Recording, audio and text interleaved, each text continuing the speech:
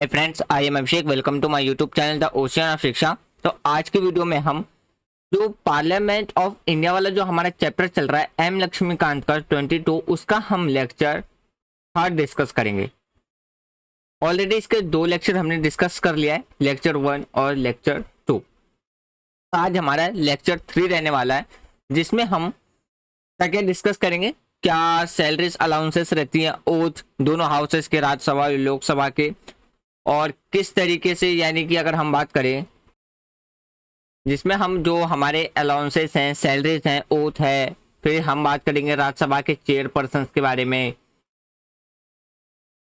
फिर vice chairman के बारे में, फिर हम स्पीकर के बारे में, डिप्टी स्पीकर्स क्या होते हैं, इन सब के बारे में आज हम डिस्कस करेंगे। ऑलरेडी हमने जो हमारा फर्स्ट लेक्चर था उसमें हमने डिस्कस किया था कि आर्टिकल 79 से 22 किस बारे में बात करता है, यानी कि हमारी कॉन्स्टिट्यूशन का जो पार्लियामेंट है, पहले पेन का कलर एक बार चेंज, हाँ, हमारे कॉन्स्टिट्यूशन का जो पार्लियामेंट है वो कॉन्स्टिट्यूशन में आर्टिकल 79 से 122 के बीच में रखा गया है, पार्ट 5 में, जिसमें बात रखता है कि इसके बारे में कंपोज ऑर्गेनाइजेशंस के बारे में, कंपोजिशंस के बारे में, ड्यूरेशंस के बारे में, ऑफिसर्स के बारे में, प्रोसीड्यूसर्स के बारे में, प्रिविलेंस के बारे में, पावर्स क्या होती हैं पार्लियामेंट, इन सब के बारे में, ये सारी चीजें मेंशन है हमारे कॉन्स्टिट्यूशन के आर्टिकल 79 से 122 तक। ये चीजें हमने फर्स्ट लेक्चर में डिस्कस किया था।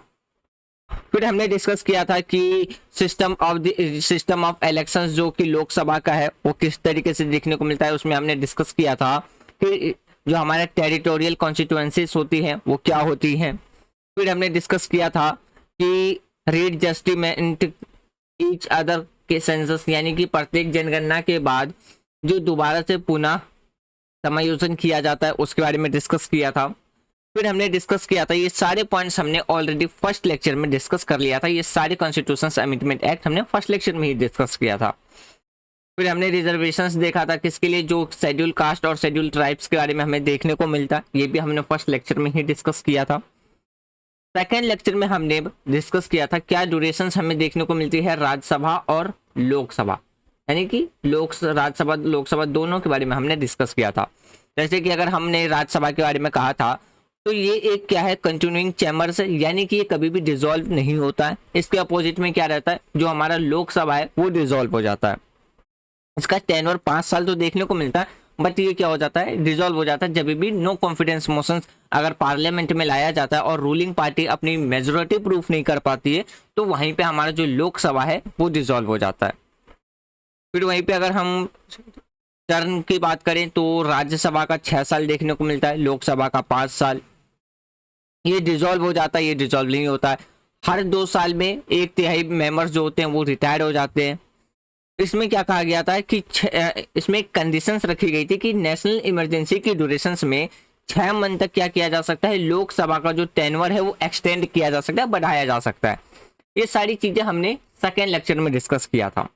फिर हमने क्या डिस्कस किया था, फिर क्या कॉन्स्टिट्यूशनल प्रोविंस हमें देखने को मिलता है, यानी कि संवैधानिक प्रावधान क्या है हमारे पार्लियामेंट में, लोकसभा और राज्यसभा के रिगार्डिंग में, इसको डिस्कस किया था। फिर हमने ये देखा था कि जो शेड्यूल कास्ट है और जो शेड्यूल ट्राइब्स है वो अपने रिजर्वेशंस वाले की सीट्स से भी इलेक्शंस लड़ सकता है, और नॉन रिजर्व सीट से भी वो क्या कर सकते हैं, इलेक्शंस लड़ सकते हैं। ये सारी चीजें हमने लेक्चर सेकंड में डिस्कस किया था। फिर क्या डिस्कस किया था, डिस्क्वालिफिकेशंस जो किया जाता है अंडर, इसके अंडर में रिप्रेजेंटेशंस ऑफ पीपल एक्ट 1951 के तहत जो भी डिस्क्वालिफिकेशंस की जो कंडीशंस है उसके बारे में हमने डिस्कस किया था। फिर हमने क्या डिस्कस किया था कि किन किन कंडीशन से क्या है हमें वैकेंसीज खाली देखने को मिलती हैं दोनों हाउसेस में, यानी कि लोकसभा में भी और राज्यसभा में भी। इन दोनों को हमने डिस्कस किया था लेक्चर सेकंड में। आज हमारा लेक्चर थर्ड रहने वाला है, जिसमें हम ओथ, सैलरी और अलाउंसेस क्या क्या दिए जाते हैं उसके बारे में डिस्कस करेंगे। फिर जो सैलरी और अलाउंसेस है, यानी कि क्या क्या सैलरीज और अलाउंसेस हमें देखने को मिलता है एक एमपीज और एक एमएलएस को, यानी कि जो दोनों हाउसेस के जो मेंबर्स हैं, यानी कि लोकसभा हो या हमारे पास जो राज्यसभा है, जिसे हम काउंसिल ऑफ स्टेट भी कहते हैं। क्या कहते हैं, काउंसिल ऑफ स्टेट को क्या, और अगर हम लोकसभा की बात करें तो जिसे हम पीपल ऑफ द हाउस भी कहते हैं, पीपल ऑफ द हाउस।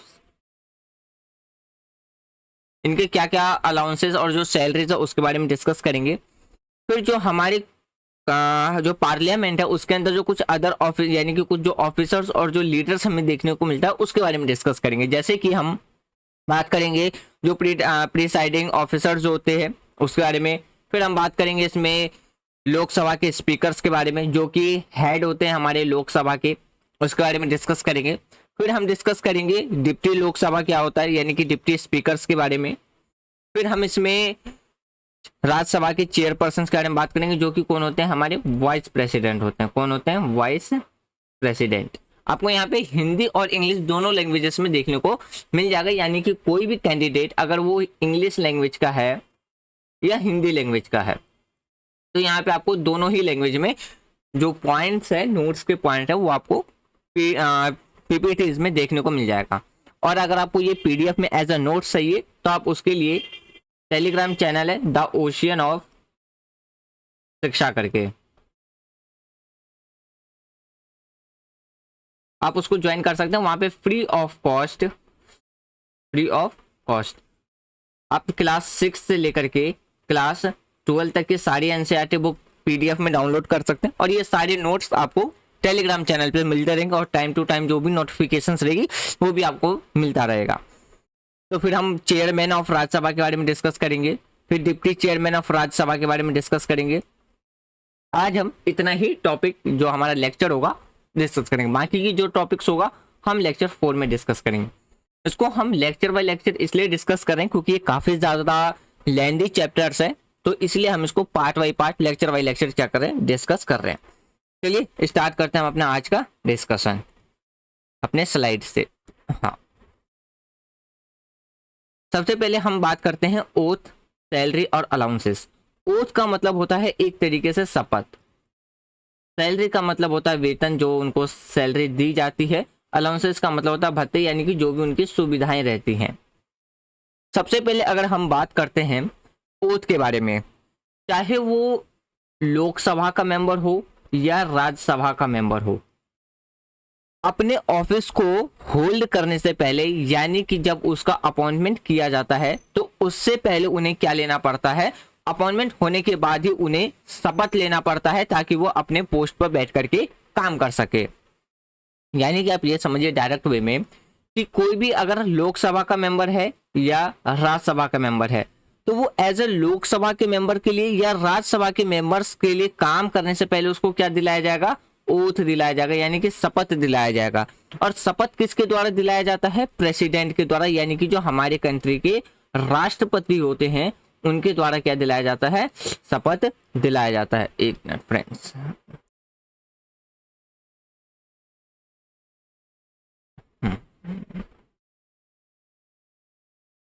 जो हमारी कंट्री के जो राष्ट्रपति होते हैं उनके द्वारा क्या दिलाया जाता है, शपथ दिलाया जाता है, जिसे हम राष्ट्रपति को अध्यक्ष भी कहते हैं। हिंदी में अगर हम राष्ट्रपति की बात करें तो उसे अध्यक्ष नाम से भी हम जानते। शपथ में क्या दिलाया जाता है, शपथ ये दिलाया जाता है कि हमारे देश का जो भी संविधान है उस पर वो क्या करेंगे, अपनी आस्था रखेंगे, यानी कि एक सच्ची आस्था रखेंगे और संविधान के प्रति हमेशा क्या रहेंगे, वो संविधान के प्रति हमेशा ही निष्ठावान रहेंगे, यानी कि हमेशा ही संविधान के लिए ट्रूथ रहेंगे, हमेशा वो संविधान का आदर करेंगे। इस बात का हर एक एमएलए यानी कि हर एक जो लोकसभा मेंबर है, राज्यसभा मेंबर, उनकी शपथ दिलाई जाती है। फिर कहा जाता है कि वो जिस पोस्ट पे भी काम करेंगे, यानी कि अगर हम बात करते हैं वो भारत की जो अखंडता है और जो हमारी संप्रभुता है उसको बना करके रखने का वो काम करेंगे। यानी कि जो भी राज्यसभा के मेंबर जो भी लोकसभा या राज्यसभा के मेंबर्स होंगे उनको ये भी शपथ दिलाई जाती है कि वो ऐसा कोई भी काम नहीं करेंगे जिससे कि क्या हो, हमारे देश की या तो अखंडता या संप्रभुता को क्या हो, नुकसान पहुंचे या उसका हानि हो। फिर जिस कर्तव्य पर उन्हें प्रवेश करने वाली होती है उससे वो क्या करेंगे, ईमानदारी पूर्वक उस पर तब तक काम करेंगे जब तक वो वहां से डिस्चार्ज ना हो जाए, यानी कि तब तक काम करेंगे जब तक उनका टेन्योर टाइम पीरियड कंप्लीट ना हो जाए। ये सारी चीजें शपथ दिलाई जाती हैं कब, अपना स्थान, अपनी पोस्ट को ग्रहण करने से पहले, यानी कि वो अपने काम को, अपने ड्यूटी की इंचार्ज लेने से पहले। और किसके द्वारा, प्रेसिडेंट के द्वारा शपथ दिलाई जाती है। इसमें एक बात ये भी रखी गई है कि ये वाला जो लाइन देख सकते हैं फाइन वाला, जिसमें ईच पर डे क्या है, आपको 500 रुपीज का फाइन देखने को मिलेगा। और ये कब लगाया जाता है, तो यदि कोई भी व्यक्ति जो सदन में सदस्य के रूप में अगर बैठता है या मतदान करता है तो वो प्रतिदिन क्या करेगा, 500 रुपए के जुर्माने के लिए उत्तरदायित्व होगा। लेकिन कब, शपथ लेने से पहले। यानी कि अगर कोई भी व्यक्ति शपथ लेने से पहले अगर वो संसद में बैठता है या वोट करता है तो उससे क्या होगा, पर डे पे 500 रुपीज फाइन लगाया जाएगा।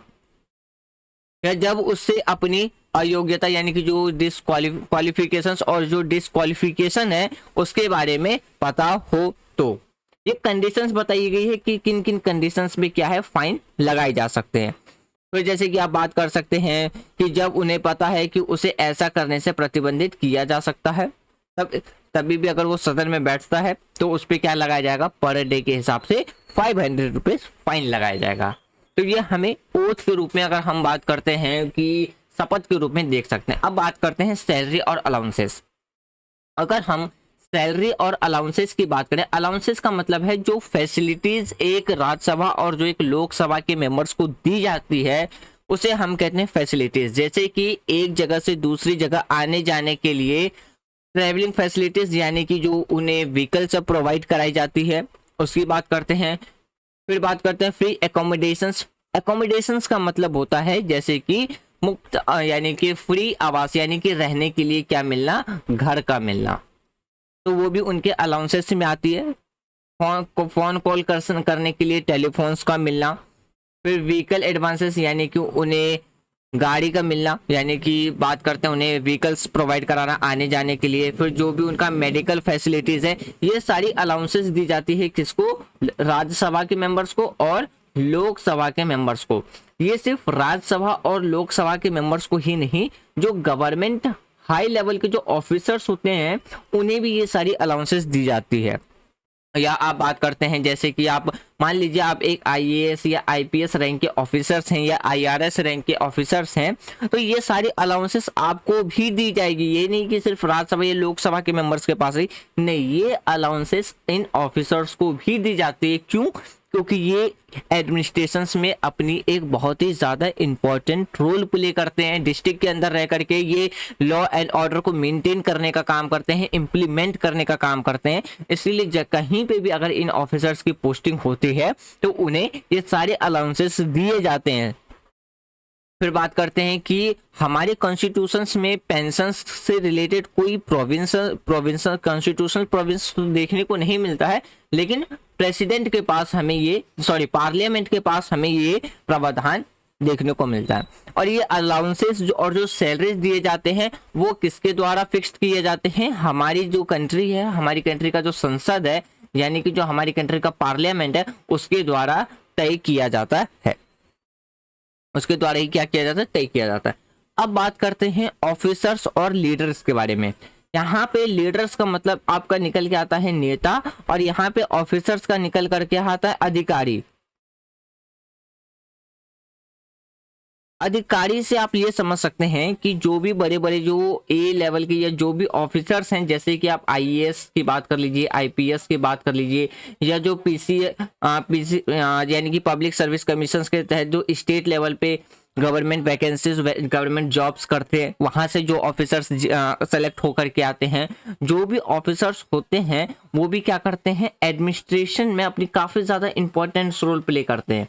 तो उनके बारे में भी क्या है, हमें कुछ चीजें देखने को मिलती है। जैसे कि अगर हम बात करते हैं सबसे पहले प्रिसाइडिंग ऑफिसर्स ऑफ पार्लियामेंट के बारे में, जिसे हम हिंदी में क्या कहते हैं, संसद के एक पीठासीनी अधिकारी के बारे में। अब जैसे समझिए कि इसमें क्या क्या, अगर हम दोनों हाउस की बात करते हैं, यहाँ पे ईच हाउस है, तो ईच हाउस का मतलब आप समझिए कि इसमें लोकसभा भी है और राज्यसभा भी है। अगर हम दोनों हाउस की बात करते हैं तो इसमें हमें कुछ क्या प्रिसाइडिंग ऑफिसर्स देखने को मिलते हैं, जो कि इंचार्ज करते हैं किसको, जो भी सेशंस होता है, कंट्रोल्स होता है, उनके फंक्शंस को, दोनों हाउसेस के जो फंक्शंस है उसको कंट्रोल करने का काम करता है। वहीं पे अगर हम लोकसभा की बात करें तो लोकसभा में स्पीकर और हमें डिप्टी स्पीकर देखने को मिलता है। यानी कि आप ये समझिए कि जो लोकसभा का जो हेड होता है, वो कौन होता है, हमारा स्पीकर होता है। कौन होता है, हमारा स्पीकर।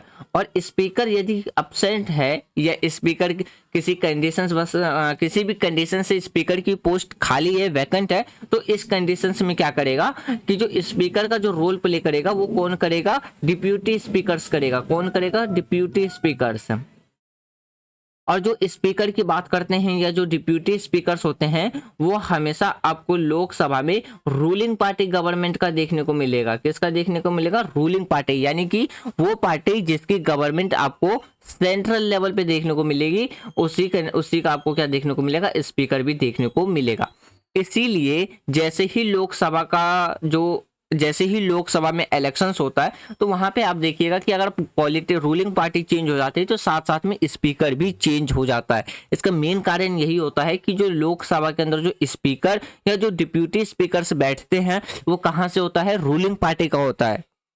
रूलिंग पार्टी से ही वो इलेक्ट होकर के आता है। अगर हम राज्यसभा के चेयरपर्सन की बात करें या डिप्यूटी चेयरपर्सन की बात करें तो चेयरपर्सन कौन होता है, हमारी कंट्री का वाइस प्रेसिडेंट। कौन होता है, वाइस प्रेसिडेंट। तो हमारी कंट्री का वाइस प्रेसिडेंट क्या हो जाता है, एक्स ऑफिशियो होता है। किसका, राज्यसभा के चेयरपर्सन का। अगर हम बात करते हैं जो कि पैनल है हमारी चेयरपर्सन का, जो कि लोकसभा और जो पैनल ऑफ द जो चेयरपर्सन है हमें राज्यसभा, वो ऑल्सो क्या होते हैं, अपॉइंटेड होते हैं। क्या होते हैं, अपॉइंटेड। यानी कि आप ये समझिए जैसे ही जो मान लीजिए जो कैंडिडेट वाइस प्रेसिडेंट के लिए इलेक्ट होकर के आएगा वैसे ही वो क्या बन जाएगा, हमारे कंट्री के जो राज्यसभा है उसका वो चेयरपर्सन बन जाएगा। और जो लोकसभा है वो कहाँ, लोकसभा का स्पीकर यानी कि जो स्पीकर है वो कहां से निकल के आएगा, जो रूलिंग पार्टी की गवर्नमेंट है उसके बीच का सदस्य निकल करके आएगा। यहाँ पे एक चीज और याद रखिएगा कि मान लीजिए कि अगर पार्लियामेंट के अंदर रूलिंग पार्टी मेजोरिटी खो देती है, जो रूलिंग पार्टी अपनी मेजोरिटी खो देती है, और तो वहां पे जैसे ही अगर लोकसभा डिसॉल्व हो जाएगा तो जो स्पीकर होगा वो भी क्या करेगा, अपने पोस्ट से इस्तीफा दे देगा। क्यों, क्योंकि जो लोकसभा के अंदर जो स्पीकर्स निकल के आया वो कहां से निकल के आया, रूलिंग पार्टी से ही निकल करके आया है। आगे देखते हैं, आगे है हम बात करते हैं यहाँ पे स्पीकर ऑफ लोकसभा के बारे में। अगर हम स्पीकर ऑफ लोकसभा के बारे में बात करें तो इसमें जो इलेक्शंस और जो टेन्योर है वो देखने को मिले। अगर हम इस इलेक्शंस की बात करते हैं तो जो मेंबर्स है जो इलेक्ट होके आता है लोकसभा के अंदर वो कहाँ से निकल के आता है, यानी कि जो दोनों जो मेंबर्स होते हैं वो इलेक्टेड मेंबर्स होते हैं। यानी कि अगर आप बात कीजिए कि जो हाउस के अंदर जो लोकसभा के अंदर जो हमारे स्पीकर्स हैं वो इलेक्ट होकर के आते हैं, ठीक है।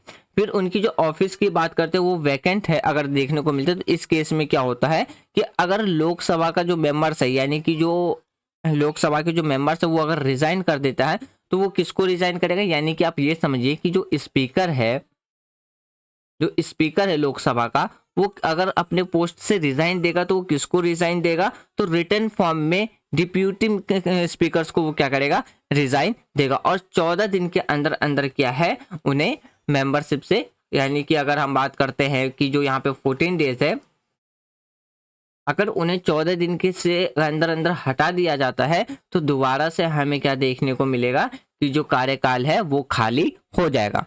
वहीं पे अगर हम बात करते हैं जो स्पीकर है वो कंटिन्यू रखता है किसको, लोकसभा के डिसॉल्व को, और वो भी तब तक जब तक न्यू लोकसभा फॉर्म ना हो जाए। अब मान लीजिए 2014 में क्या था, बीजेपी की गवर्नमेंट जीत के आई तो वहां पे जो लोकसभा के जो स्पीकर्स हैं वो तुरंत ही चेंज हो जाएंगे बिफोर जो लोकसभा स्पीकर होगा उसके। जैसे कि समझिए 2014 से पहले 14 से पहले किसकी सरकार थी, कांग्रेस की सरकार थी, इंडियन नेशनल कांग्रेस की गवर्नमेंट थी। तो वहां पे जो भी स्पीकर आपको देखने को मिलेगा वो किसका देखने को मिलेगा, इंडियन नेशनल कांग्रेस की पार्टी का। जैसे ही नया लोकसभा आया तैसे ही यहाँ पे स्पीकर भी क्या हो जाएगा, तुरंत ही चेंज हो जाएगा। और लोकसभा का जो स्पीकर है वो तब तक अपने ऑफिस को कंटिन्यू रखेगा जब तक नया लोकसभा दोबारा से फॉर्म ना हो जाए। फिर बात करते हैं जो स्पीकर्स है उसकी पावर फंक्शंस और रोल्स के बारे में, तो हमें क्या है, गार्डियन पावर्स देखने को मिलता है, प्रिविलेंस ऑफ हाउसेस, यानी कि अगर हम बात करते हैं इनका काम क्या होता है, जो भी ऑर्डर्स है, डेकोरम है, उसको क्या करना, मेंटेन करके रखना। या जो भी बात करते हैं बिजनेसेस उसको कंडक्ट यानी कि कंडक्ट बिजनेसेस। फिर जो भी अगर बात करते हैं जैसे कि एडजॉर्न्स के अंदर जो हाउसेस सस्पेंड हो जाते हैं एब्सेंस ऑफ क्योरम्स के तहत, तो उसे सस्पेंड कराना। फिर जैसे कि गिफ्ट कास्टिंग वोट, यानी कि समझिए कि जब मान लीजिए हाउस के अंदर अगर वोट टाइड हो जाता है तो उन्हीं के द्वारा वोट दिया जाता है। फिर बात करते हैं प्रिसाइड्स किया जाता है। ज्वाइंट सिटिंग्स, जो भी पार्लियामेंट के अंदर जो ज्वाइंट सिटिंग्स होती है वो किसके द्वारा प्रिसाइड्स किया जाता है? स्पीकर्स के द्वारा ही प्रिसाइड्स किया जाता है। फिर अलाउ, जो भी पार्लियामेंट के अंदर यानी कि अगर हम बात करते हैं लोकसभा के अंदर जो भी सीक्रेट सिटिंग होती है प्राइम मिनिस्टर की रिक्वेस्ट पर उनको अलाउ करना, ये सारे फंक्शंस और पावर देखने को मिलता है किसका? लोकसभा में, लोकसभा के स्पीकर्स का, जिसे हम कहते हैं अध्यक्ष। क्या कहते हैं इसे? हम हिंदी में अध्यक्ष भी कहते हैं लोकसभा के स्पीकर को। अब बात करते हैं लोकसभा के जो डिप्यूटी स्पीकर्स होते हैं। अगर हम डिप्यूटी स्पीकर्स की बात करें तो ये भी इलेक्ट होके आते हैं लोकसभा के मेंबर से ही, और वो भी किससे? वो पार्टी से जो कि पार्टी किस में हो? मेजोरिटी में हो। फिर बात करते हैं ये तब काम करते हैं जब स्पीकर या की जो पोस्ट है वो क्या हो, उस पर या तो वैकेंसी खाली हो या स्पीकर क्या करे, अपनी पोस्ट से रिजाइन दे दे। या किसी कंडीशन वश ये जो प्रेसिडेंट कर रहा हूँ यहाँ पे, जो भी स्पीकर्स हैं, स्पीकर्स किसी कंडीशन वश ऑफिस में नहीं है तो उस कंडीशंस में कौन काम करता है? स्पीकर्स का। तो डिप्यूटी स्पीकर्स ही काम करते हुए नजर आते हैं। अगर हम बात करते हैं जो डिप्यूटी स्पीकर्स है वो सब ऑर्डिनेट होते हैं, वो यानी कि समझिए जो डिप्यूटी स्पीकर्स होते हैं वो सब ऑर्डिनेट नहीं होते हैं किसके? स्पीकर्स के। फिर बात करते हैं जैसे कि एज्यूम्स हम करते हैं ऑल दी जो पावर्स हैं स्पीकर्स के ऑफिस में, जैसे ही स्पीकर की पोस्ट अगर खाली होती है तो वो सारे पावर्स कौन एंजॉय करता है? डिप्यूटी स्पीकर से वो सारे पावर्स को क्या करता है? एंजॉय करता है। किस तरीके से? जिस तरीके से स्पीकर अपने पावर, अपने फंक्शंस को वो क्या करता है? एंजॉय करता है। और वो भी कब? जब स्पीकर क्या हो, या तो एब्सेंट हो या तो उनकी वैकेंसी खाली हो, तब तक के लिए। डिप्यूटी स्पीकर्स का जो फंक्शंस होता है वो नॉर्मल मेंबर्स की तरह ही रहता है। फिर बात करते हैं वो इक्वल वोटिंग राइट्स उनके पास देखने को मिलता है, लेकिन ये एक एक्टिंग स्पीकर्स नहीं होते हैं, यानी कि when not acting as a speaker, यानी कि वो एक स्पीकर्स की तरह वो एक्टिंग नहीं होते हैं। फिर वहीं पे बात करते हैं जो डिप्यूटी स्पीकर्स होते हैं, और जो फिर बात करते हैं जो सैलरी अलाउंसेस हैं वो फिक्स किए जाते हैं किसके द्वारा? पार्लियामेंट के द्वारा ही फिक्स किया जाता है। और जो डिप्यूटी स्पीकर्स होता है वो एक स्पीकर्स की ही तरह होता है, बट उसको not subscribe to we a equal oath and offices, यानी कि अगर हम बात करें तो जो उपाध्यक्ष होते हैं यानी कि जो डिप्यूटी मिनिस्टर होता है की तरह ही क्या है, उन्हें भी पद पे किसी विशेष शपथ पर हस्ताक्षर नहीं करना होता, यानी कि उन्हें किसी भी ओथ पर साइन नहीं करना होता। अब बात करते हैं चेयरमैन ऑफ राज्यसभा के बारे में। अगर हम राज्यसभा की ही बात करें,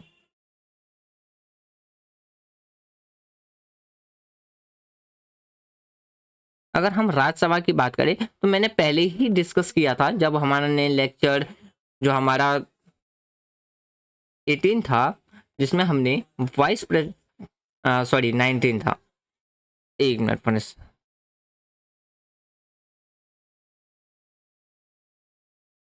हमारा जो चैप्टर 18 था जिसमें हमने वाइस प्रेसिडेंट के बारे में डिस्कस किया था, उसमें मैंने आपको बताया था कि जो वाइस प्रेसिडेंट है वो एक्स ऑफिशियो चेयरपर्सन होते हैं किसके? राज्यसभा के। एक्स ऑफिशियो का मतलब है कि जब वो जैसे ही वो वाइस प्रेसिडेंट चुन करके आते हैं, जैसे ही वो वाइस प्रेसिडेंट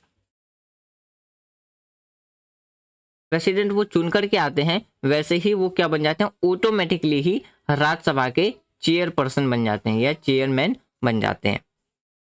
तो इसीलिए कहा जाता है वाइस प्रेसिडेंट को ex officio chairman of Rajya Sabha.